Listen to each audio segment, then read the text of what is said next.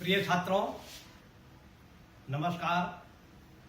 आज हम आपके लिए जो प्रॉब्लम सॉल्व कर दिखला रहे हैं वह प्रॉब्लम कक्षा 11 की गणित की एनसीईआरटी की हिंदी संस्करण की पाठ्य पुस्तक से ली गई है। प्रॉब्लम प्रश्नावली 9.2 की पेज नंबर 199 पर 14वीं प्रॉब्लम है। क्लियर? तो आज की हमारी प्रॉब्लम है 8 और 26 के बीच ऐसी 5 संख्याएं डालिए ताकि प्राप्त अनुक्रम समानांतर श्रेणी बन जाए।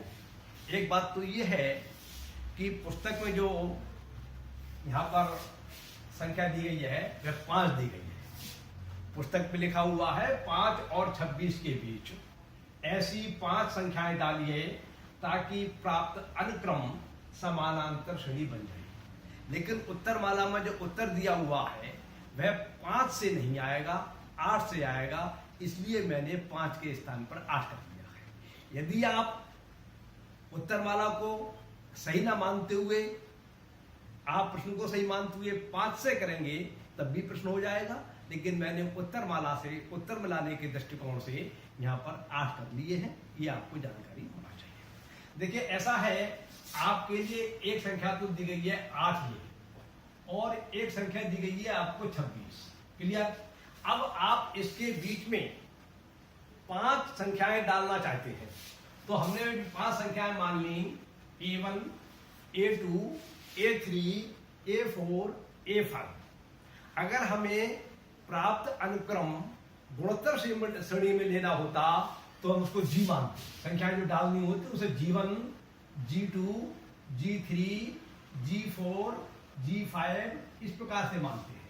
यदि प्राप्त अनुक्रम हमें गुणोत्तर श्रेणी में बनाना होता तो हम G1, G2 इस प्रकार से मानते हैं। जब समानांतर श्रेणी में बनाना होता है तो संख्याएं डालनी होती हैं, उन्हें हम A1, A2, A3 इस प्रकार से मानते हैं। तो हमने मान लिया कि 8 और 26 के बीच जो 5 संख्याएं हमें लानी हैं वे A1, A2, A3, A4 और A5 है, जो इनके बीच में डाल दी जाएंगी। 8, A1, A2, A3, A4, A5। तो हमारे लिए ये एक अनुक्रम प्राप्त हुआ, ये एक सीक्वेंस प्राप्त हो गई हमें। और वो कहता है पुस्तक वाला कि ये सीक्वेंस जो प्राप्त हो वह समानांतर श्रेणी होना चाहिए। तो समानांतर श्रेणी के अंतर्गत विशेषता ये होती है कि 2 क्रमागत पदों के बीच में अंतर बराबर होता है। तो जब आप 8 और 26 के बीच 5 पद डालेंगे, 5 संख्याएं डालेंगे, और फिर उसके बाद जो समानांतर श्रेणी प्राप्त होगी, वो समानांतर श्रेणी के अंदर जो है कुल 7 पद होंगे। एक पद तो ये जो 8 है ये वाला हो गया, और एक 26 ये वाला हो गया है, और 5 पद वे हो गए, 5 संख्याएं वे हो गई जो आपने डाली है। तो 2 तो पहले से मौजूद थी और 5 आपने डाली, तो कुल पद हो गए 7। 5 + 2 + 5 बराबर 7। इसका मतलब ये हुआ कि आपने जब 8 और 26 के बीच में 5 पद डाले, 5 संख्याएं डाली, तो जो आपको अनुक्रम प्राप्त हुआ उस अनुक्रम के अंतर्गत कुल 7 पद हो गए। और उसका पहला पद जो है वह ए है, 8 है, ए बराबर 8 है। क्लियर? और अंतिम पद जो है वह एल बराबर 26 है।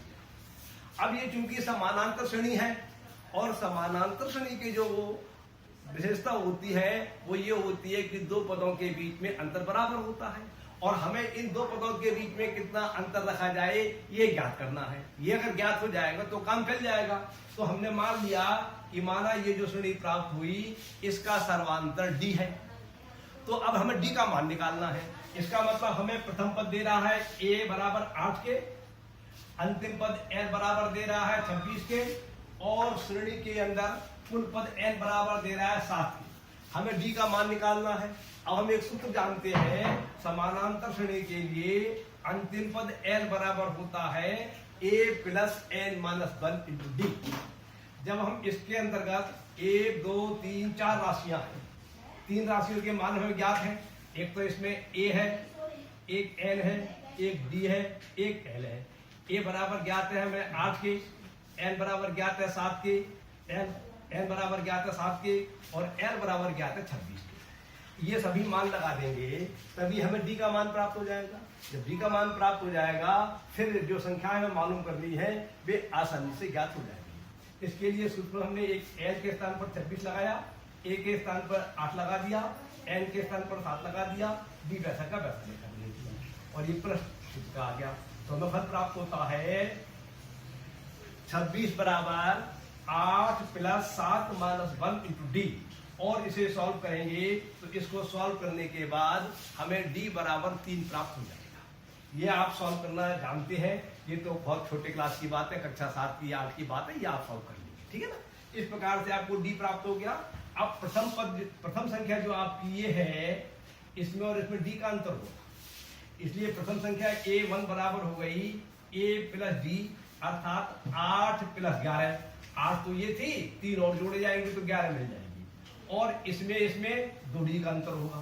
तो दूसरी संख्या a2 बराबर हो जाएगी a प्लस 2d। a के स्थान पर 8 आ जाएगा और d के स्थान पर 3 आ जाएगा, दो सूत्र के आ जाएंगे, ये गुणा प्लस के चिन्ह आ जाएगा। तो इस प्रकार से सॉल्व करके आ जाएगा 14। और तीसरी संख्या जो होगी वह a3 बराबर होगी a प्लस 3d। तो इसको a का मान लगाएंगे, d का मान लगाएंगे और 3 ये लगाएंगे तो हल करने के बाद 70 प्राप्त हो जाएगा। और a4 चौथी संख्या a4 बराबर होगी a प्लस 4d। a और d का मान लगाने के बाद जब आप सॉल्व करेंगे तो a4 का मान प्राप्त हो जाएगा आपको 20। और पांचवी संख्या जो आपको प्राप्त होगी a5 वह बराबर होगी a प्लस 5d। a का मान लगाएंगे आप 8, d का मान लगाएंगे 3 और 5 सूत्र लगाएंगे, प्लस लगाएंगे। सॉल्व करने के बाद आपको फल प्राप्त होगा 23। तो इस प्रकार से 11, 14, 17, 20 और 23 ये आपकी 5 संख्याएं हैं जो कि आपको आंसर लाना था। तो आप अंत में आप लिख दीजिए